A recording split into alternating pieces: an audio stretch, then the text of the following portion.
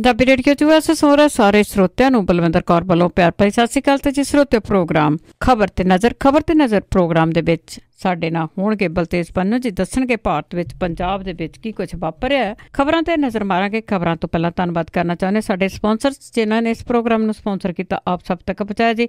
Khalsa insurance agency ਵਾਲੇ ਸਾਨੋਜੇ ਤੋਂ Gurdeep Singh ਪਿਰਦੀ ਕਲੋਵਿਸ, ਅਸ਼ਾਂਜੀ Singh Kaloti ਜੁਬਾ city ਤੋਂ, ਸਤਨਾਮ ਸਿੰਘ ਸ਼ੇਰਗਿੱਲ ਸਲਮਾ, ਬਹਾਦਰ ਸਿੰਘ ਗਿੱਲ ਪਾਵਲਰ ਤੋਂ, ਸੁੱਚਾ ਸਿੰਘ ਜੀ ਫਰੈਜ਼ਨੋ ਤੋਂ, ਗੁਰਵੀਰ ਸਿੰਘ ਬਰਾੜ ਫਰੈਜ਼ਨੋ, ਹਰਵਿੰਦਰ ਸਿੰਘ ਸਮਰਾ ਜੁਬਾ ਸਿਟੀ ਤੋਂ ਬਹੁਤ ਬਹੁਤ ਆਪ ਸਭ ਦੇ ਧੰਨਵਾਦੀ ਹੈ। ਪ੍ਰੋਗਰਾਮ ਨੂੰ ਸਪਾਂਸਰ ਕੀਤਾ, ਸਭ ਤੱਕ ਪਹੁੰਚਾਇਆ ਜੀ। ਸਾਡੇ ਨਾਲ ਜੁੜ ਚੁੱਕੇ ਨੇ ਬਲਤੇਜ ਪੰਨੂ ਜੀ, ਸਤਿ ਸ਼੍ਰੀ ਅਕਾਲ, ਸਵਾਗਤ ਹੈ ਜੀ। ਸਤਿ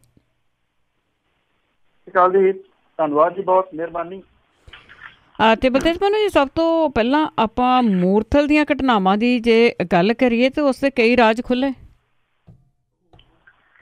ਐਕਚੁਅਲੀ ਇਹ ਸੂ ਮੋਟੋ ਲਿਆ ਸੀਗਾ ਜੀ ਹਾਈ ਕੋਰਟ ਨੇ, ਜਦੋਂ ਜਾਟ ਅੰਦੋਲਨ ਹੋਇਆ ਸੀਗਾ ਹਰਿਆਣੇ ਦੇ ਵਿੱਚ, ਔਰ ਕਰੋੜਾਂ ਰੁਪਈਏ ਦੀ ਜਿਹੜੀ ਇੰਡਸਟਰੀ ਜਿੱਥੇ ਸਾੜ ਕੂਕ ਕੇ ਸਵਾਹ ਕਰ ਦਿੱਤੀ ਗਈ ਸੀਗੀ, ਉਹਦੇ ਨਾਲ ਨਾਲ ਮੂਰਥਲ ਜਿੱਥੇ ਢਾਬੇ ਪੈਂਦੇ ਆ ਉੱਥੇ ਹੋਈਆਂ ਘਟਨਾਵਾਂ ਦੀ ਰਿਪੋਰਟ ਜਦੋਂ ਇੱਕ ਅਖਬਾਰ ਨੇ ਕੀਤੀ ਸੀਗੀ, ਤਾਂ ਉਹਦੇ ਉੱਤੇ ਆਪੂ ਨੋਟਿਸ ਜਿਹੜਾ ਜੀ ਉਹ ਸੂ ਮੋਟੋ ਜਿਹਨੂੰ ਕਹਿੰਦੇ ਆ, ਉਹ ਹਾਈ ਕੋਰਟ ਨੇ ਲਿਆ ਸੀਗਾ। ਬੇਸ਼ੱਕ ਇਸ ਮਾਮਲੇ ਦੇ ਉੱਤੇ ਹਰਿਆਣੇ ਦੇ ਮੁੱਖ ਮੰਤਰੀ ਪਹਿਲਾਂ ਜਿਹੜਾ ਜੀ ਉਹ ਪੱਲਾ ਝਾੜਦੇ ਰਹੇ, ਇਹ ਕਹਿੰਦੇ ਰਹੇ ਕਿ ਉੱਥੇ ਕੁਛ ਨਹੀਂ ਹੋਇਆ। ਜਿਹੜੇ ਭਾਰਤ ਦੇ ਗ੍ਰਹਿ ਮੰਤਰੀ ਨੇ, ਮੈਨੂੰ ਯਾਦ ਹੈ, ਉਹਨਾਂ ਨੇ ਪਾਰਲੀਮੈਂਟ ਦੇ ਵਿੱਚ ਇਹਦੇ ਸੰਬੰਧੀ ਬਿਆਨ ਦਿੱਤਾ ਸੀਗਾ ਕਿ ਐਵੇਂ ਰੌਲਾ ਪੈ ਰਿਹਾ, ਉੱਥੇ ਕੋਈ ਘਟਨਾ ਇਸ ਤਰ੍ਹਾਂ ਦੀ ਨਹੀਂ ਵਾਪਰੀ।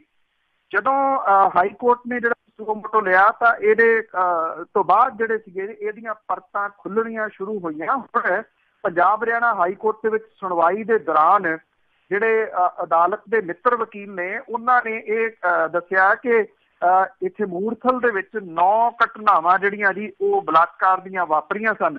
30 ਗੁੰਡਿਆਂ ਦੇ ਵੱਲੋਂ ਅਜਿਹਾ ਕੀਤੇ ਜਾਣ ਦੀਆਂ ਜਿਹੜੀਆਂ ਜੀ ਰਿਪੋਰਟਾਂ ਪਹਿਲਾਂ ਆਈਆਂ ਸਨ, ਜਿਹਦੇ ਉੱਤੇ ਨੋਟਿਸ ਜਿਹੜਾ ਜੀ ਉਹ ਹਾਈ ਕੋਰਟ ਨੇ ਲਿਆ ਸੀਗਾ। ਜਿਹੜੇ ਮਿੱਤਰ ਵਕੀਲ ਨੇ ਅਨੁਪਮ ਗੁਪਤਾ ਹਾਈ ਕੋਰਟ ਦੇ ਜਸਟਿਸ ਜਿਹੜੇ ਨੇ, ਉਹਨਾਂ ਨੂੰ ਦੱਸਿਆ ਕਿ ਹਰਿਆਣਾ ਦੇ ਸਾਬਕਾ DGP ਨੇ ਖੁਦ ਬਲਾਤਕਾਰਾਂ ਦੀ ਗੱਲ ਜਿਹੜੀ ਉਹ ਕਬੂਲੀ ਸੀ। ਐਡਵੋਕੇਟ ਗੁਪਤਾ ਨੇ ਕਿਹਾ ਕਿ ਇਹਦੇ ਬਾਰੇ ਉਹਨਾਂ ਨੂੰ ਸੀਨੀਅਰ IAS ਅਫਸਰ ਵਿਜੇ ਵਰਧਨ ਨੇ ਜਿਹੜੀ ਹੈ ਜੀ ਉਹ ਜਾਣਕਾਰੀ ਦਿੱਤੀ ਸੀਗੀ। ਇੱਕ ਹੋਰ IAS ਆਫਿਸਰ ਜਿਹੜਾ ਅਸ਼ੋਕ ਖੇਮਕਾ ਸਨ, ਉਹਨਾਂ ਨੇ ਵੀ ਉਹ ਵਰਧਨ ਨੂੰ ਇਸੇ ਲਈ ਮਿਲਣਾ ਚਾਹੁੰਦੇ ਸਨ ਕਿ ਜਾਣਕਾਰੀ ਉਹਨਾਂ ਦੇ ਕੋਲੇ ਵੀ ਹੈਗੀ ਸੀਗੀ ਜੀ। ਔਰ ਜਿਹੜੇ ਇਹ ਸਿਆਸੀ ਲੋਕ ਉਸ ਟਾਈਮ ਦੇ ਉੱਤੇ ਬਿਆਨਬਾਜ਼ੀ ਜਿਹੜੀ ਉਹ ਕਰਦੇ ਰਹੇ ਕਿ ਉੱਥੇ ਕੁਛ ਹੋਇਆ ਹੀ ਨਹੀਂ ਗਾ, ਉਹ ਹੁਣ ਜਿਹੜਾ ਜੀ ਉਹ ਚੁੱਪ ਨੇ ਇਸ ਮਾਮਲੇ ਦੇ ਉੱਤੇ। ਜਿਹੜੇ ਇਹ ਵੀ ਪਤਾ ਲੱਗਿਆ ਜੀ ਕਿ ਮੁੱਖ ਮੰਤਰੀ ਜਿਹੜੇ ਸੀਗੇ ਜੀ, ਇਹ ਦੱਸਣ ਦੇ ਵਾਸਤੇ ਉਹਨਾਂ ਨੇ ਵਰਧਨ ਜਿਹੜੇ ਨੇ ਉਹਨਾਂ ਦੀ ਝਾੜ ਝੰਬ ਕੀਤੀ ਸੀਗੀ ਕਿ ਕਿਉਂ ਇਸ ਤਰ੍ਹਾਂ ਦੀਆਂ ਗੱਲਾਂ ਜਿਹੜੀਆਂ ਤੁਸੀਂ ਬਾਹਰ ਲਿਆਂਦੀਆਂ ਨੇ। ਤੁਹਾਨੂੰ ਯਾਦ ਹੋਣਾ ਕਿ ਮੂਰਥਲ ਦੇ ਸੁਖਦੇਵ ਢਾਬੇ ਦੇ ਮਾਲਕ ਅਮਰੀਕ ਸਿੰਘ ਨੇ ਮੀਡੀਆ ਦੇ ਕੋਲ ਜਿਹੜੀ ਹੈ ਜੀ ਇਹ ਪਹਿਲਾਂ ਤਾਂ ਗੱਲ ਮੰਨੀ ਸੀ ਕਿ ਇੱਥੇ ਹੋਇਆ, ਬਾਅਦ ਦੇ ਵਿੱਚ ਜਦੋਂ SIT ਜਿਹੜੀ ਬਣੀ ਉਹਦੇ ਮੂਹਰੇ ਬਿਲਕੁਲ ਹੀ ਉਹ ਮੁੱਕਰ ਗਿਆ। ਉਹਨੇ ਕਿਹਾ ਕਿ ਉੱਥੇ ਕੁਛ ਵੀ ਜਿਹੜਾ ਜੀ ਨਾ ਹੋਇਆ, ਨਾ ਉਹਨੇ ਕੁਛ ਜਿਹੜਾ ਜੀ ਉਹ ਦੇਖਿਆ।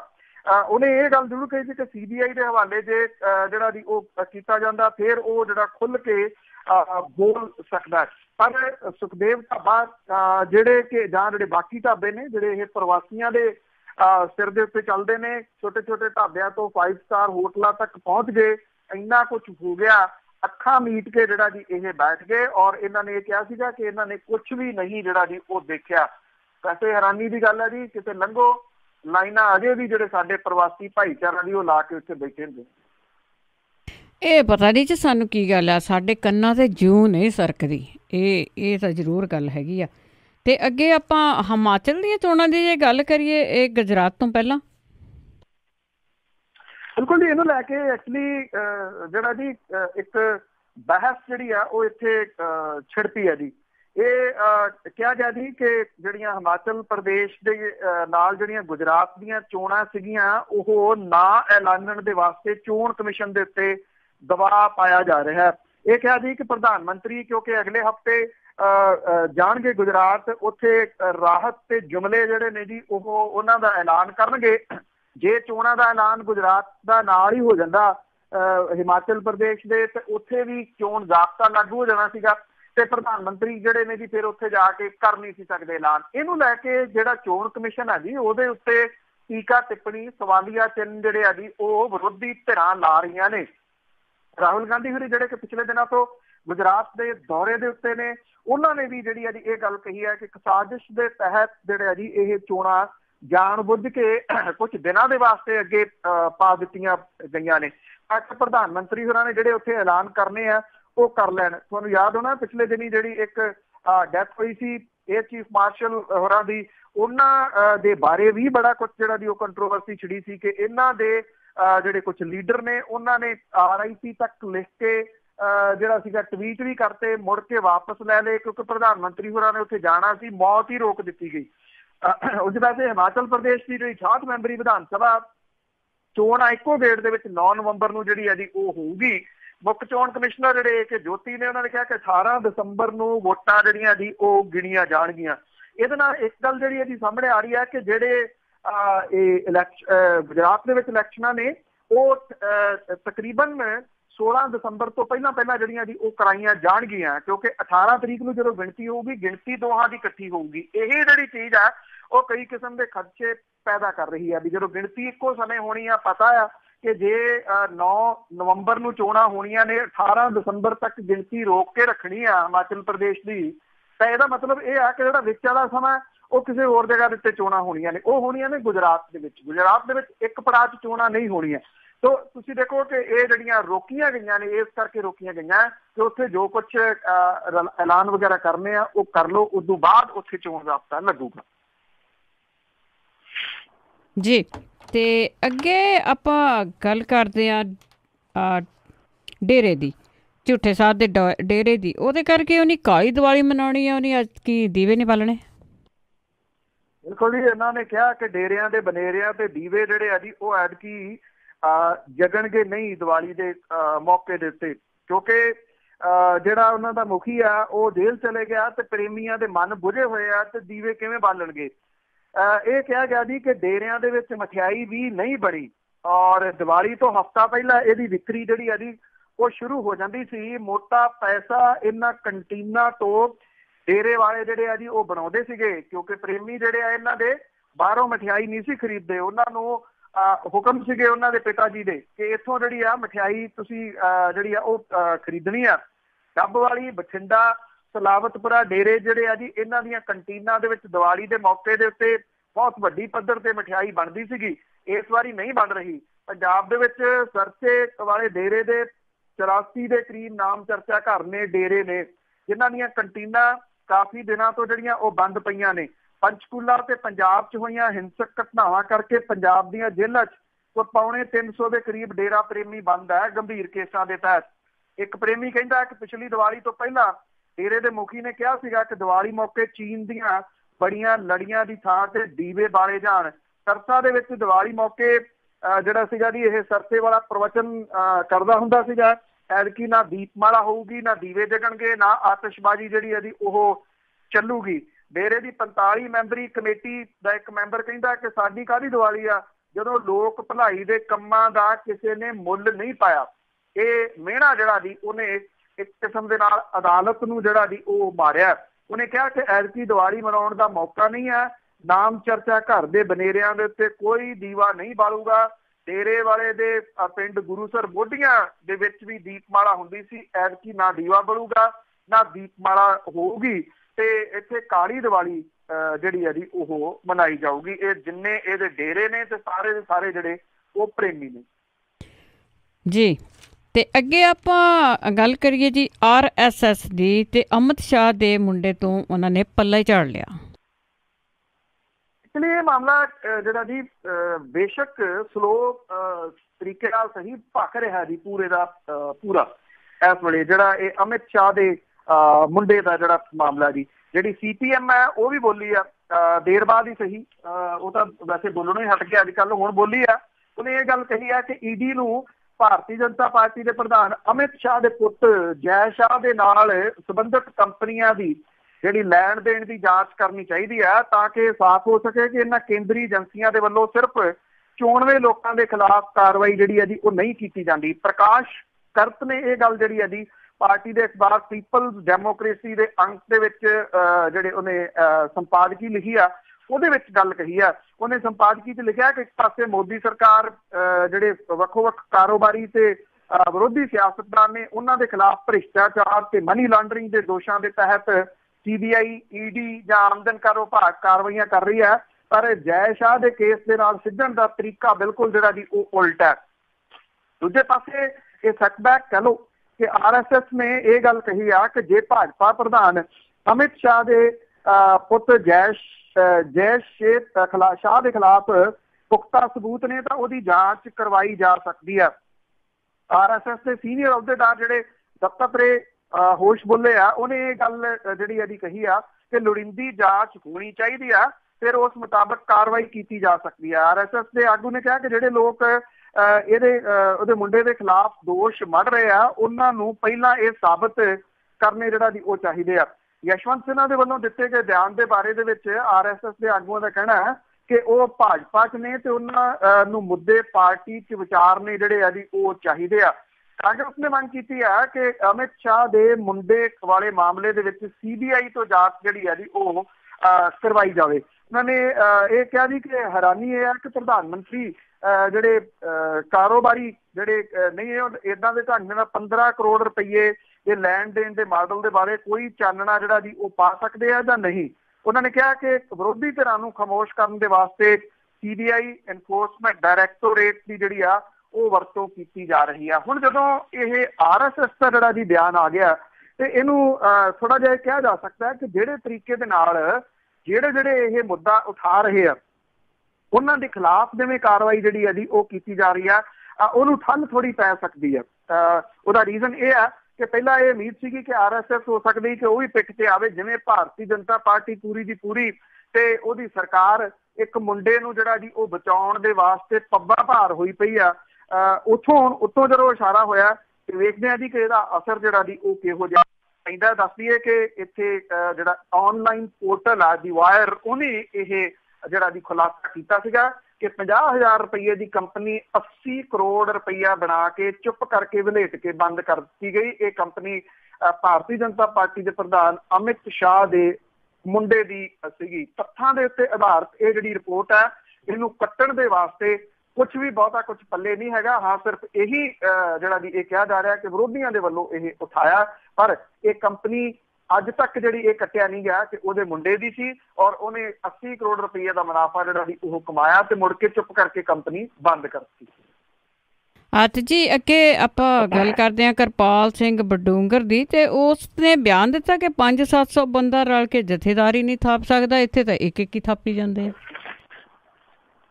ਬਿਲਕੁਲ ਜੀ, ਇਹ ਮਾਮਲਾ ਐਕਚੁਅਲੀ ਕੱਲ ਵਾਪਰੀਆਂ ਘਟਨਾਵਾਂ ਦੇ ਨਾਲ ਸੰਬੰਧਿਤ ਆ ਜੀ। ਜੋ ਕੁਛ ਦਰਬਾਰ ਸਾਹਿਬ ਦੇ ਵਿੱਚ ਫਿਰ ਕਿਰਪਾਨਾਂ ਡਾਂਗਾਂ ਜਿਹੜੀਆਂ ਦੀ ਉਹ ਨਿਕਲੀਆਂ ਨੇ, ਉਹਨੂੰ ਲੈ ਕੇ ਆ ਕਿਰਪਾਲ ਸਿੰਘ ਬਡੂੰਗਰ ਹੋਰਾਂ ਨੇ ਇਹ ਗੱਲ ਜਿਹੜੀ ਇਹਦੀ ਕਹੀ ਆ ਕਿ ਸ਼੍ਰੋਮਣੀ ਕਮੇਟੀ ਜਿਹੜੀ ਆ 55 ਲੱਖ ਸਿੱਖ ਵੋਟਰਾਂ ਦੇ ਵੱਲੋਂ ਚੁਣੀ ਗਈ ਆ, ਪਰ ਇਹ ਨਹੀਂ ਉਹਨਾਂ ਨੇ ਦੱਸਿਆ ਕਿ ਜਿਹੜਾ ਇਹਦਾ ਪ੍ਰਧਾਨ ਆ ਸ਼੍ਰੋਮਣੀ ਗੁਰਦੁਆਰਾ ਪ੍ਰਬੰਧਕ ਕਮੇਟੀ ਦਾ, ਉਹ ਇੱਕ ਬੰਦੇ ਦੇ ਵੱਲੋਂ ਭੇਜੀ ਗਈ ਪਰਚੀ ਚੋਂ ਨਿਕਲਦਾ, ਤਾਂ ਕਿ 55 ਲੱਖ ਜਿਹੜੇ ਆ ਜੀ ਉਹਨੂੰ ਚੁਣਦੇ ਆ। ਉਹਨਾਂ ਕਿਹਾ ਕਿ 500-700 ਬੰਦੇ ਇਕੱਠੇ ਹੋ ਕੇ ਅਕਾਲ ਤਖਤ ਦਾ ਜਥੇਦਾਰ ਨਹੀਂ ਚੁਣ ਸਕਦੇ। ਉਹਨਾਂ ਦਾ ਇਸ਼ਾਰਾ ਸਰਬੱਤ ਖਾਲਸਾ ਦੇ ਵੱਲ ਸੀਗਾ ਜੀ। ਉਹਨਾਂ ਨੂੰ ਲੱਗਦਾ ਕਿ ਉੱਥੇ ਗਿਣਤੀ ਜਿਹੜੀ ਉਹ 500-700 ਬੰਦੇ ਦੀ ਸੀਗੀ। ਉਹਨਾਂ ਨੇ ਕਿਹਾ ਕਿ ਅਕਾਲ ਤਖਤ ਦਾ ਜਥੇਦਾਰ ਨਿਯੁਕਤ ਕਰਨ ਦੀ ਮਰਿਆਦਾ ਤੇ ਵਿਧੀ ਵਿਧਾਨ ਹੈ। ਜਿਹੜੀ ਝੜਪ ਹੋਈ ਆ ਉਹਦੇ ਬਾਰੇ ਦੇ ਵਿੱਚ ਬਡੂੰਗਰ ਸਾਹਿਬ ਦਾ ਇਹ ਕਹਿਣਾ ਕਿ ਆਪੇ ਬਣੇ ਜਥੇਦਾਰਾਂ ਦੇ ਵੱਲੋਂ ਸਮੇਂ-ਸਮੇਂ ਤੇ ਪੰਥ ਨੂੰ ਬਦਨਾਮ ਕਰਨ ਲਈ ਗੁਰਦੁਆਰਿਆਂ ਦੇ ਅੰਦਰ ਝਗੜੇ ਕਰਕੇ ਮਾਹੌਲ ਖਰਾਬ ਕਰਨ ਦਾ ਯਤਨ ਜਿਹੜਾ ਜੀ ਕੀਤਾ ਜਾ ਰਿਹਾ। ਉਹਨਾਂ ਨੇ ਕਿਹਾ ਕਿ ਏਦਾਂ ਦੀ ਹਰਕਤ ਕਰਕੇ ਸਾਬਤ ਇਹ ਕੀਤਾ ਜਾ ਰਿਹਾ ਹੈ ਕਿ ਹਮੇਸ਼ਾ ਅਕਾਲ ਤਖਤ ਦੀ ਮਰਿਆਦਾ ਨੂੰ ਢਾਹ ਲਾਉਣ ਹੀ ਇਹ ਲੋਕ ਆਉਂਦੇ ਆ ਜੀ। ਉਹਨਾਂ ਨੇ ਕਿਹਾ ਕਿ ਆਪੇ ਬਣੇ ਜਥੇਦਾਰ ਜਿਹੜੇ ਨੇ ਪੰਥ ਵਿਰੋਧੀ ਤਾਕਤਾਂ ਦੇ ਹੱਥਾਂ ਦੇ ਵਿੱਚ ਖੇਡ ਰਹੇ ਨੇ। ਉਹਨਾਂ ਨੇ ਇਹ ਵੀ ਸਵਾਲ ਕੀਤਾ ਕਿ ਜਦੋਂ ਲੰਗਰਾਂ ਤੇ GST ਲੱਗਿਆ, ਗੁਰੂ ਘਰਾਂ ਤੇ ਹਮਲੇ ਹੋਏ, ਤਾਂ ਇਹ ਜਥੇਦਾਰ ਉਦੋਂ ਕਿਉਂ ਨਹੀਂ ਬੋਲੇ। ਬਾਰ-ਬਾਰ ਸਵਾਲ ਜਿਹੜਾ ਜੀ ਉਹਨਾਂ ਨੂੰ ਇਹੀ ਕੀਤਾ ਗਿਆ ਕਿ ਜਸਟਿਸ ਰਣਜੀਤ ਸਿੰਘ ਕਮਿਸ਼ਨ ਹੋਰਾਂ ਦੇ ਸਾਹਮਣੇ ਕਿਉਂ ਨਹੀਂ ਪੇਸ਼ ਹੁੰਦੇ। ਉਹਨਾਂ ਨੇ ਇਹ ਕਿਹਾ ਕਿ ਇਹਦੇ ਵਿੱਚ ਕੁਝ ਵੀ ਨਵਾਂ ਨਹੀਂਗਾ, ਹਾਲਾਂਕਿ ਅਜੇ ਜਸਟਿਸ ਰਣਜੀਤ ਸਿੰਘ ਹੋਰਾਂ ਦੇ ਕਮਿਸ਼ਨ ਦੀ ਕੋਈ ਰਿਪੋਰਟ ਨਹੀਂ ਆਈ। ਉਹਨਾਂ ਨੇ ਕਿਹਾ ਕਿ ਇਹਦੀ ਜਿਹੜੀ ਜਾਂਚ ਹੈ ਕੇਂਦਰ ਸਰਕਾਰ ਨੂੰ ਕਿਸੇ ਨਿਰਪੱਖ ਏਜੰਸੀ ਤੋਂ ਕਰਵਾਉਣੀ ਚਾਹੀਦੀ ਹੈ ਤਾਂ ਕਿ ਸੱਚ ਲੋਕਾਂ ਦੇ ਸਾਹਮਣੇ ਜਿਹੜਾ ਜੀ ਉਹ ਆ ਸਕੇ। ਜਸਟਿਸ ਜੋਰਾ ਸਿੰਘ ਕਮਿਸ਼ਨ ਦੀ ਰਿਪੋਰਟ ਜਨਤਕ ਜਿਹੜੀ ਆ ਜੀ ਉਹ ਕੀਤੀ ਜਾਵੇ। ਇੱਕ ਵਾਰੀ ਉਹਨਾਂ ਨੇ ਫੇਰ ਗੱਲ ਕਹੀ ਹੁਣ ਸਵਾਲ ਇਹ ਆ ਕਿ ਮੰਨ ਲਓ ਜੇ ਸੈਂਟਰ ਦੀ ਸਰਕਾਰ ਜਿਹੜੀ ਹੈ, ਕੇਂਦਰ ਦੀ ਸਰਕਾਰ ਕਿਸੇ ਨਿਰਪੱਖ ਏਜੰਸੀ ਤੋਂ ਇਹ ਜਾਂਚ ਕਰਵਾਉਂਦੀ ਆ ਤਾਂ ਉਹਦੇ ਸਾਹਮਣੇ ਰਿਕਾਰਡ ਲੈ ਕੇ ਕਿਰਪਾਲ ਸਿੰਘ ਬਡੂੰਗਰ ਹੋਰੀ ਪੇਸ਼ ਹੋਣਗੇ? ਕਿਉਂਕਿ ਉਹ ਕਹਿੰਦੇ ਆ ਅਸੀਂ ਤਾਂ ਸਰਵਉੱਚ ਹੈ, ਕਿਸੇ ਦੇ ਸਾਹਮਣੇ ਪੇਸ਼ ਹੀ ਨਹੀਂ ਜਿਹੜਾ ਜੀ ਉਹ ਹੁੰਦੇ। ਇਹ ਸਵਾਲ ਜਿਹੜਾ ਜੀ ਉਹ ਜ਼ਰੂਰ ਅਜੇ ਜਿਹੜਾ ਉਹ ਖੜਾ ਆ। ਇੰਨਾ ਹੈ ਕਿ ਟਾਲ ਮਟੋਲਾ ਉਹਨਾਂ ਦੇ ਵੱਲੋਂ ਨਿਰੰਤਰ ਜਾਰੀ ਹੈ ਜੀ। ਬਿਲਕੁਲ ਜੀ। ਕਿਰਪਾਲ ਸਿੰਘ ਬਡੂੰਗਰ ਤੇ ਇਹੋ ਜਿਹੀ ਆਸ ਨਹੀਂ ਸੀ, ਵੀ ਸਿਆਣੇ ਸਮਝੇ ਜਾਂਦੇ ਸੀ, ਪਤਾ ਨਹੀਂ ਉਹ ਕੀ ਕਰ ਰਹੇ ਆ ਇਹ। ਤੇ ਅੱਗੇ ਨਵਜੋਤ ਸਿੱਧੂ ਦੀ ਜੇ ਗੱਲ ਕਰੀਏ ਤੇ ਸੁਖਬੀਰ ਤੇ ਬਿਕਰਮ ਮਜੀਠੀਆ ਤੇ ਸਿੱਧੇ ਹੀ ਹਮਲੇ। ਬਿਲਕੁਲ ਜੀ। ਐਕਚੁਅਲੀ ਇਹ ਹਮਲੇ ਗੁਰਦਾਸਪੁਰ ਦੀ ਚੋਣ ਦੇ ਦੌਰਾਨ ਬਹੁਤ ਜ਼ਿਆਦਾ ਤਿੱਖੇ ਜਿਹੜੇ ਜੀ ਉਹ ਰਹੇ। ਐਕਚੁਅਲੀ ਨਵਜੋਤ ਸਿੰਘ ਸਿੱਧੂ ਹੋਰੀ ਹੀ ਜਿਹੜਾ ਜੀ ਸਿੱਧੇ ਰੂਪ ਦੇ ਵਿੱਚ ਹਰ ਹਮਲੇ ਦਾ ਜਵਾਬ ਵੀ ਦਿੰਦੇ ਰਹੇ ਤੇ ਅੱਗੋਂ ਜਿਹੜਾ ਜੀ ਉਹ ਹਮਲੇ ਵੀ ਕਰਦੇ ਰਹੇ। ਪਰ ਗੁਰਦਾਸਪੁਰ ਦੇ ਵਿੱਚ ਵੋਟਾਂ ਪੈ ਜਾਣ ਤੋਂ ਬਾਅਦ ਵੀ ਇਹ ਹਮਲੇ ਜਿਹੜੇ ਆ ਜੀ ਉਹ ਬੰਦ ਨਹੀਂ ਹੋਏ। ਇਹ ਕਿਹਾ ਜਾ ਰਿਹਾ ਜੀ ਕਿ ਜਿਹੜੇ ਕਾਂਗਰਸੀ ਨੇ ਖਾਸ ਤੌਰ ਦੇ ਉੱਤੇ ਮਾਝੇ ਤੋਂ, ਉਹਨਾਂ ਦੇ ਵੱਲੋਂ ਲਗਾਤਾਰ ਦਬਾਅ ਜਿਹੜਾ ਜੀ ਉਹ ਬਣਾਇਆ ਜਾ ਰਿਹਾ ਮੁੱਖ ਮੰਤਰੀ ਹੋਰਾਂ ਦੇ ਉੱਤੇ ਕਿ ਜਿਹੜੀ ਕਾਰਵਾਈ ਆ ਉਹ ਕੁਝ ਅਕਾਲੀ ਆਗੂਆਂ ਦੇ ਖਿਲਾਫ ਕੀਤੀ ਜਾਵੇ। ਹੁਣ ਇੱਕ ਵਾਰੀ ਫਿਰ ਜਿਹੜੇ ਪੰਜਾਬ ਦੇ ਸਥਾਨਕ ਸਰਕਾਰਾਂ ਬਾਰੇ ਮੰਤਰੀ ਨੇ ਨਵਜੋਤ ਸਿੰਘ ਸਿੱਧੂ ਹੋਰਾਂ ਨੇ ਸੁਖਬੀਰ ਸਿੰਘ ਬਾਦਲ ਤੇ ਸਾਬਕਾ ਮਾਲ ਮੰਤਰੀ ਬਿਕਰਮ ਮਜੀਠੀਆ ਦੇ ਉੱਤੇ ਸ਼ਬਦੀ ਹਮਲੇ ਜਿਹੜੇ ਆ ਜੀ ਉਹ ਕੀਤੇ ਆ। ਉਹਨਾਂ ਨੇ ਕਿਹਾ ਕਿ ਟਕਸਾਲੀ ਆਗੂਆਂ ਨੂੰ ਨੁੱਕਰੇ ਲਾ ਕੇ ਪਾਰਟੀ ਦੇ ਰਿਸ਼ਤੇਦਾਰ, ਜਿਹੜੇ ਪ੍ਰਧਾਨ ਦੇ ਰਿਸ਼ਤੇਦਾਰ ਨੇ, ਉਹਨਾਂ ਨੂੰ ਮੋਹਰੀ ਬਣਾਇਆ ਗਿਆ, ਜਿਹੜਾ ਕਿ ਪਾਰਟੀ ਦੇ ਨਿਘਾਰ ਦਾ ਕਾਰਨ ਬਣਿਆ। ਨਵਜੋਤ ਸਿੰਘ ਸਿੱਧੂ ਨੇ ਕਿਹਾ ਕਿ ਅਕਾਲੀ ਪਰਿਵਾਰਕ ਪਾਰਟੀ ਬਣ ਕਰਕੇ ਪਿਛਲੀਆਂ ਵਿਧਾਨ ਸਭਾ ਚੋਣਾਂ ਦੇ ਦੌਰਾਨ 15 ਸੀਟਾਂ ਤੇ ਜਿਹੜਾ ਜੀ ਉਹ ਸਿਮਟ ਗਿਆ। ਮੈਂ ਕਿਹਾ ਕਿ ਪੰਜਾਬ ਦੇ ਰਾਜਸੀ ਇਤਿਹਾਸ ਦੇ ਵਿੱਚ ਇਹ ਪਹਿਲੀ ਘਟਨਾ ਵਾਪਰੀ ਆ ਕਿ ਸਾਬਕਾ ਮੁੱਖ ਮੰਤਰੀ ਪ੍ਰਕਾਸ਼ ਸਿੰਘ ਬਾਦਲ ਵਿਧਾਨ ਸਭਾ ਦੇ ਵਿੱਚ ਆਉਣ ਜੋਗੇ ਨਹੀਂ ਇਹਨਾਂ ਨੇ ਛੱਡੇ। ਉਹਨਾਂ ਨੇ ਕਿਹਾ ਕਿ ਸੁਖਬੀਰ ਸਿੰਘ ਬਾਦਲ ਨੇ ਅਕਾਲੀ ਦਲ ਦੇ ਵੱਡੇ ਨੇਤਾਵਾਂ ਸੁਖਦੇਵ ਸਿੰਘ ਢੀਂਡਸਾ, ਰਣਜੀਤ ਸਿੰਘ ਬ੍ਰਹਮਪੁਰਾ ਤੇ ਰਤਨ ਸਿੰਘ ਅਜਨਾਲਾ ਵਰਗੀਆਂ ਦੀਆਂ ਕੁਰਬਾਨੀਆਂ ਨੂੰ ਪਾਸੇ ਕਰਕੇ ਆਪਣੇ ਰਿਸ਼ਤੇਦਾਰਾਂ ਨੂੰ ਮੋਹਰੀ ਭੂਮਿਕਾ ਜਿਹੜੀ ਉਹ ਦਿੱਤੀ, ਜਿਹਦੇ ਕਰਕੇ ਅਕਾਲੀ ਦਲ ਦੇ ਵਿੱਚ ਚੰਗੇ ਕਿਰਦਾਰ ਵਾਲੇ ਮੋਹਰੀ ਆਗੂਆਂ ਦੀ ਘਾਟ ਜਿਹੜੀ ਆ ਦੀ ਉਹ ਰੜਕਣ ਜਿਹੜਾ ਦੀ ਉਹ ਲੱਗੀ ਆ। ਉਹਨਾਂ ਨੇ ਇਹ ਕਿਹਾ ਕਿ ਜਿਹੜੇ ਆਪਣੇ ਬਿਕਰਮ ਸਿੰਘ ਮਜੀਠੀਆ ਤੇ ਸੁਖਬੀਰ ਬਾਦਲ ਨੇ ਉਹ 6 ਮਹੀਨੇ ਦਾ ਸਵਾਲ ਤਾਂ ਜਿਹੜਾ ਜੀ ਉਹ ਕਰ ਰਹੇ ਨੇ, ਹਿਸਾਬ ਪੁੱਛ ਰਹੇ ਨੇ, ਪਰ ਲੋਕਾਂ ਨੂੰ ਇਹ ਨਹੀਂ ਦੱਸ ਰਹੇ ਕਿ 10 ਸਾਲ ਜਿਹੜਾ ਜੀ ਉਹ ਲੁੱਟਿਆ ਉਹਦਾ ਜਵਾਬ ਕੀ ਹੈ। ਜੀ ਦੇਖੋ, ਜਵਾਬ ਤਾਂ ਕਿਸੇ ਨੇ ਦੇਣਾ ਨਹੀਂਗਾ, ਪਰ ਸਵਾਲ ਜ਼ਰੂਰ ਚਾਹੀਦਾ। ਤੇ ਅੱਗੇ ਆਪਾਂ ਕਰਦੇ ਆ ਗੱਲ ਪੰਜਾਬ ਦੇ ਸੈਂਕੜੇ 10 ਨੰਬਰੀਆਂ ਦੀ। ਜੇ ਗੱਲ ਕਰੀਏ ਤੇ ਉਹ ਆਪਣੇ ਨਾਂ ਕਢਵਾਉਣ ਦੇ ਲਈ ਬਣੇ ਬੀਬੇ। ਬਿਲਕੁਲ ਜੀ। ਐਕਚੁਅਲੀ ਜਿਹੜਾ ਪਿਛਲੇ ਦਿਨਾਂ ਦੇ ਵਿੱਚੋਂ ਜਿਹੜੀ ਗੱਲ ਚੱਲਦੀ ਸੀਗੀ, ਜਦੋਂ ਸੁੱਚਾ ਨਿਗਾਹ ਵਾਲਾ ਜਿਹੜਾ ਜੀ ਉਹ ਮਾਮਲਾ ਆਇਆ ਤਾਂ ਇੱਕ ਗੱਲ ਚੱਲਦੀ ਸੀਗੀ ਜੀ ਕਿ ਉਹਦਾ 10 ਨੰਬਰੀਆਂ ਦੇ ਵਿੱਚੋਂ ਨਾਂ ਜਿਹੜਾ ਸੀਗਾ ਉਹ ਪ੍ਰਕਾਸ਼ ਸਿੰਘ ਬਾਦਲ ਹੋਰਾਂ ਦੀਆਂ ਜਦੋਂ ਸਰਕਾਰ ਆਈਆਂ ਜੀ ਉਹਨਾਂ ਨੇ ਕਢਾਇਆ। ਫਿਰ ਉਹਨੂੰ ਜਿਹੜਾ ਸੀ ਆਪਣੇ ਪਾਂਚੇ ਵਿੱਚ ਫਿੱਟ ਕੀਤਾ, ਉਹਨੂੰ ਸੀਨੀਅਰ ਅਕਾਲੀ ਆਗੂ ਬਣਾਤਾ, ਉਹਨੂੰ ਇਲੈਕਸ਼ਨਾਂ ਲੜਾਈਆਂ, ਉਹਨੂੰ ਮੰਤਰੀ ਬਣਾਤਾ। ਸ਼੍ਰੋਮਣੀ ਗੁਰਦੁਆਰਾ ਪ੍ਰਬੰਧਕ ਕਮੇਟੀ ਜਿਹੜੀ ਧਾਰਮਿਕ ਸੰਸਥਾ ਹੈ ਉਹਦਾ ਜਿਹੜਾ ਜੀ ਮੈਂਬਰ ਬਣਾਤਾ। ਸ਼੍ਰੋਮਣੀ ਗੁਰਦੁਆਰਾ ਪ੍ਰਬੰਧਕ ਕਮੇਟੀ ਵੱਲੋਂ ਚਲਾਈ ਜਾਂਦੀ ਧਰਮ ਪ੍ਰਚਾਰ ਕਮੇਟੀ ਦੇ ਵਿੱਚ ਉਹਨੂੰ ਜਿਹੜਾ ਜੀ ਉਹ ਫਿੱਟ ਕਰ ਦਿੱਤਾ। ਹੁਣ ਪੰਜਾਬ ਦੇ ਵਿੱਚ ਜਿਹੜੇ 500 ਦੇ ਕਰੀਬ 10 ਨੰਬਰੀਏ ਨੇ, ਉਹ ਕਹਿੰਦੇ ਚੰਗੇ ਨਾਗਰਿਕ ਜਿਹੜਾ ਜੀ ਅਸੀਂ ਵੀ ਬਣ ਗਏ, ਪਰ ਉਹਨਾਂ ਦੇ ਉੱਤੇ ਇਹ ਧੱਬਾ ਜਿਹੜਾ ਜੀ ਉਹ ਬਰਕਰਾਰ ਹੈ ਕਿ ਇਹ 10 ਨੰਬਰੀਏ ਨੇ। ਸੁੱਚਾ ਸਿੰਘ ਲੰਗਾਹ ਦਾ ਨਾਮ ਵੀ 10 ਨੰਬਰੀਆਂ ਵਿੱਚ ਬੋਲਦਾ ਰਿਹਾ, ਪਰ ਪੁਲਿਸ ਨੇ ਕੁਝ ਸਾਲ ਪਹਿਲਾਂ ਲੰਗਾਹ ਦਾ ਨਾਮ 10 ਨੰਬਰੀਆਂ ਦੀ ਸੂਚੀ ਤੋਂ ਹਟਾ ਦਿੱਤਾ ਸੀਗਾ। ਉਹ ਕਹਿੰਦੇ ਜੀ ਕਿ ਜੇ ਸੁੱਚਾ ਸਿੰਘ ਲੰਗਾਹ ਦਾ ਨਾਮ ਜਿਹੜਾ ਹਟ ਸਕਦਾ ਹੈ ਤੇ ਫਿਰ ਸਾਡੇ ਨਾਵਾਂ ਦੇ ਵਿੱਚ ਕਮੀ ਕੀ ਆ? ਅਸੀਂ ਵੀ ਤਾਂ ਇਸ ਵੇਲੇ ਜਿਹੜਾ ਜੀ ਉਹ ਬੀਬੇ ਆ। ਮਾਲਵੇ ਦੇ ਵਿੱਚ 540 10 ਨੰਬਰੀਏ ਨੇ। ਪੂਰੇ ਪੰਜਾਬ ਦੇ ਵਿੱਚ 10 ਨੰਬਰੀਆਂ ਦੀ ਗਿਣਤੀ 2500 ਹੈ। ਪੁਲਿਸ ਨੇ 78 ਤੋਂ 96 ਤੱਕ ਬਹੁਤੇ 10 ਨੰਬਰੀਏ ਐਲਾਨੇ ਹੋਏ ਨੇ। ਉਸ ਤੋਂ ਬਾਅਦ ਜਿਹੜੇ 10 ਨੰਬਰੀਏ ਥੋੜੇ ਰਹਿ ਗਏ ਆ। ਪੁਲਿਸ ਨੇ ਗੈਂਗਸਟਰ ਵਿੱਕੀ ਗੌਂਡਰ ਨੂੰ 10 ਨੰਬਰੀਆ ਐਲਾਨਾ। ਕੁਝ ਸਮਾਂ ਪਹਿਲਾਂ ਜਿਹੜੇ ਸੰਘਰਸ਼ਾਂ ਦੇ ਵਿੱਚ ਕੁੱਦਣ ਵਾਲੇ ਲੋਕ ਸੀ ਉਹਨਾਂ ਨੂੰ ਵੀ 10 ਨੰਬਰੀਆਂ ਦੀ ਸੂਚੀ 'ਚ ਪਾ ਦਿੱਤਾ ਜਾਂਦਾ ਸੀਗਾ। ਫਰੀਦਕੋਟ ਦਾ ਇੱਕ 10 ਨੰਬਰੀਆ ਜਿਹੜਾ ਜੀ ਉਹ ਕੈਨੇਡਾ ਦੇ ਵਿੱਚ ਰਹਿ ਰਿਹਾ ਦੱਸੀਦਾ, ਉਹਦੇ ਖਿਲਾਫ ਕੋਈ ਕੇਸ ਵੀ ਦਰਜ ਨਹੀਂ, ਫੇਰ ਵੀ ਉਹ 10 ਨੰਬਰੀਆ। ਫਰੀਦਕੋਟ ਦੀ ਡੋਗਰ ਬਸਤੀ ਦਾ ਇੱਕ ਬੰਦਾ, ਉਹਦੇ ਖਿਲਾਫ ਕੋਈ ਕੇਸ ਨਿਗਾ ਜੀ, ਫੇਰ ਵੀ ਉਹ ਏ ਸ਼੍ਰੇਣੀ ਦਾ ਬਦਮਾਸ਼ ਹੈ। ਥਾਣਾ ਸਿਟੀ ਕੋਟਕਪੂਰਾ ਨੇ ਉਹਨੂੰ, ਉਸ ਵਿਅਕਤੀ ਨੂੰ ਅਜੇ ਵੀ ਜਿਹੜਾ 10 ਨੰਬਰੀਆ ਐਲਾਨਿਆ ਹੋਇਆ, ਜਿਹੜਾ ਜਨਤਕ ਖੇਤਰ ਦੀ ਬੈਂਕ 'ਚੋਂ ਬਤੌਰ ਮੈਨੇਜਰ ਰਿਟਾਇਰ ਹੋ ਚੁੱਕਿਆ। ਜਲੰਧਰ ਦਾ ਇੱਕ ਆੜ੍ਹਤੀਆ ਤੇ ਇੱਕ ਟਰਾਂਸਪੋਰਟਰ ਵੀ ਇਸੇ ਸੂਚੀ ਦੇ ਵਿੱਚ ਨੇ। ਜੈਤੋ ਦੇ 10 ਨੰਬਰੀਆਂ ਦੇ ਰਜਿਸਟਰ ਦੇ ਵਿੱਚ ਇੱਕ ਔਰਤ ਅਕਾਲੀ ਆਗੂ ਦਾ ਨਾਮ ਵੀ 10 ਨੰਬਰੀਆਂ 'ਚ ਹੈ। ਪੰਚਾਇਤ ਸੰਸਥਾ ਦੇ ਵਾਸਤੇ ਵੀ ਉਹ ਚੁਣੀ ਜਾ ਚੁੱਕੀ ਹੈ, ਪਰ 10 ਨੰਬਰੀਆਂ ਵਾਲਾ ਜਿਹੜਾ ਜੀ ਉਹਦੇ ਉੱਤੇ ਠੱਪਾ ਬਰਕਰਾਰ ਹੈ। ਸੇਵੇ ਵਾਲੇ ਦਾ ਇੱਕ ਗ੍ਰੰਥੀ ਤੇ ਮੁਕਤਸਰ ਕੋਟਲੀ ਰੋਡ ਦੀ ਇੱਕ ਔਰਤ ਜਿਹੜੀ ਹੈ ਜੀ ਉਹ ਵੀ 10 ਨੰਬਰੀਆਂ ਦੇ ਵਿੱਚ ਸ਼ਾਮਲ ਨੇ। ਪੁਲਿਸ ਕੇਸ ਤੋਂ ਜਿਹੜੇ ਮੁੱਖ 10 ਨੰਬਰੀਏ ਨੇ ਉਹ ਇਹ ਕਹਿੰਦੇ ਆ ਕਿ ਉਹਨਾਂ ਦੀ ਪਹੁੰਚ ਨਾ ਹੋਣ ਕਰਕੇ ਇਹ ਦਾਗ ਜਿਹੜਾ ਜੀ ਉਹ ਧੋਤਾ ਨਹੀਂ ਜਾ ਰਿਹਾ। ਉਹ ਕਹਿੰਦੇ ਕਿ ਜਿਹੜੇ ਜਿਨ੍ਹਾਂ ਦੀ ਅਪਰੋਚ ਆ, ਜਿਨ੍ਹਾਂ ਦੇ ਵਿੱਚ ਸੁੱਚਾ ਸਿੰਘ ਲੰਗਾਹ ਵਰਗੇ ਸ਼ਾਮਲ ਨੇ, ਉਹਨਾਂ ਨੇ ਇੰਨੇ ਕਾਂਡ ਜਿਹੜੇ ਜੀ ਉਹ ਕੀਤੇ ਔਰ 10 ਨੰਬਰੀਆ ਹੋਣ ਦੇ ਬਾਵਜੂਦ ਉਹ ਸ਼੍ਰੋਮਣੀ ਗੁਰਦੁਆਰਾ ਪ੍ਰਬੰਧਕ ਕਮੇਟੀ ਦਾ ਮੈਂਬਰ ਵੀ ਬਣ ਗਿਆ ਤੇ ਸ਼੍ਰੋਮਣੀ ਗੁਰਦੁਆਰਾ ਪ੍ਰਬੰਧਕ ਕਮੇਟੀ ਦੀ ਧਰਮ ਪ੍ਰਚਾਰ ਕਮੇਟੀ ਦਾ ਮੈਂਬਰ ਵੀ ਜਿਹੜਾ ਜੀ ਉਹ ਬਣਿਆ ਰਿਹਾ। ਹੁਣ ਇਹ ਕਹਿ ਰਿਹਾ ਜੀ ਕਿ ਸਾਡੇ ਉੱਤੇ ਜਿਹੜਾ ਜੀ ਇਹ ਲੱਗਿਆ ਹੋਇਆ ਧੱਬਾ ਉਹ ਲਾਹੋ, ਔਰ ਸ਼ਾਇਦ ਹੋ ਸਕਦਾ ਜੀ ਕੱਲ ਨੂੰ ਕਿਤੇ ਉਹੋ ਜਿਹੇ ਅਹੁਦਿਆਂ ਦੀ ਇਹ ਮੰਗ ਨਾ ਕਰਨ ਲੱਗ ਜਾਣ ਕਿ ਏਦਾਂ ਦੇ ਅਹੁਦੇ ਵੀ ਸਾਨੂੰ ਦਿਓ ਜਿਹੋ ਜਿਹੇ ਲਗਾਵ ਦਿੱਤੇ ਗਏ ਸੀਗੇ। ਬਿਲਕੁਲ ਜੀ, ਜਿਵੇਂ ਆਪਾਂ ਲੰਗਾਹ ਦੀ ਗੱਲ ਕਰਦੇ ਹਾਂ, ਉਹਨੂੰ ਤਾਂ ਹੁਣ 20 ਨੰਬਰੀ ਵਾਲਾ ਚਾਹੀਦਾ ਹੈ ਕਿ ਪਹਿਲਾਂ ਉਹ 10 ਨੰਬਰੀਆ ਸੀਗਾ ਤੇ ਉਹ 10 ਨੰਬਰੀਆ ਤੋਂ ਬਾਅਦ ਕੀ ਕੁਛ ਉਹਨਾਂ ਨੇ ਕੰਮ ਕੀਤੇ ਆ। ਤੇ ਅੱਗੇ ਨੈਸ਼ਨਲ ਗ੍ਰੀਨ ਟ੍ਰਿਬਿਊਨਲ ਦੇ ਸਾਹਮਣੇ ਪੰਜਾਬ ਸਰਕਾਰ ਦੀ ਪੇਸ਼ੀ ਹੋਊਗੀ। ਕੋਲੀ ਅੱਜ ਇਹ ਅਹਿਮ ਜਿਹੜੀ ਹੈ ਉਹ ਪੇਸ਼ੀ ਹੈ। ਨੈਸ਼ਨਲ ਗ੍ਰੀਨ ਟ੍ਰਿਬਿਊਨਲ ਦੇ ਪਿਛਲੇ ਹੁਕਮਾਂ ਦੇ ਮੱਦੇਨਜ਼ਰ ਖੇਤੀ ਵਿਭਾਗ ਨੂੰ ਪਰਾਲੀ ਨਾ ਸਾੜਨ ਵਾਲੇ 21 ਕਿਸਾਨਾਂ ਨੂੰ ਇਕੱਠੇ ਕਰਨ ਦੇ ਵਿੱਚ ਵੱਡੀ ਜੱਦੋਜਹਿਦ ਜਿਹੜੀ ਹੈ ਉਹ ਕਰਨੀ ਪਈ ਆ। NGT ਨੇ ਪੰਜਾਬ ਸਰਕਾਰ ਨੂੰ ਹਦਾਇਤ ਕੀਤੀ ਸੀ ਕਿ ਉਹ 13 ਅਕਤੂਬਰ ਦੀ ਜਿਹੜੀ ਪੇਸ਼ੀ ਆ ਅੱਜ ਜਿਹੜੀ ਆ ਇਹਦੇ ਦੌਰਾਨ 21 ਉਹ ਕਿਸਾਨ ਪੇਸ਼ ਕਰੇ ਜਿਨ੍ਹਾਂ ਨੂੰ ਸਰਕਾਰ ਨੇ ਪਰਾਲੀ ਸਾੜਨ ਤੋਂ ਰੋਕਣ ਲਈ ਸਹੂਲਤਾਂ ਦਿੱਤੀਆਂ ਹੋਈਆਂ ਨੇ। ਇਹ ਦੱਸਿਆ ਗਿਆ ਜੀ ਕਿ ਕਿਸਾਨਾਂ ਨੂੰ ਇਹ ਨੈਸ਼ਨਲ ਗ੍ਰੀਨ ਟ੍ਰਿਬਿਊਨਲ ਅੱਗੇ ਪੇਸ਼ ਕਰਨ ਦੇ ਵਾਸਤੇ ਲੈ ਕੇ ਜਾ ਰਹੇ ਨੇ। ਬਹੁਤੇ ਕਿਸਾਨ ਇਸ ਕਰਕੇ ਤਿਆਰ ਨਹੀਂ ਹੋ ਰਹੇ ਕਿਉਂਕਿ ਝੋਨੇ ਦੀ ਕਟਾਈ ਜਿਹੜੀ ਹੈ ਜੀ ਉਹ ਦੌਰਾਂ ਤੇ ਆ।